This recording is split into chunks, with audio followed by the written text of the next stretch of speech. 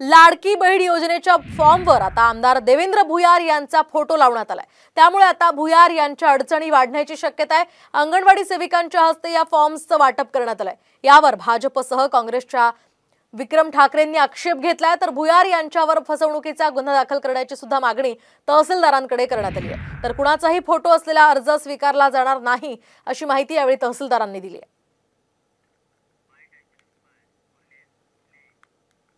महाराष्ट्र शासनाने जे पोर्टलवर फॉर्म टाकलेले आहे तेच फॉर्म त्या ठिकाणी भरावे आणि तेच फॉर्म त्या ठिकाणी वैध त्या ठिकाणी राहतील। त्यांनी सुद्धा एक पत्रक आणि एक व्हिडिओच्या माध्यमातून त्या ठिकाणी काढलेलं आहे आणि हे आमदार महोदय सतत या आमच्या मोर्शी मतदारसंघातल्या लोकांना जे नेहमी सतत मूर्ख बनवण्याचा प्रयत्न करत आहेत, तर त्यांनी आता जे आमच्या मतदारसंघातल्या ज्या माता भगिनी आहे त्यांना सुद्धा त्या ठिकाणी सोडलेलं नाही आहे। करत असेल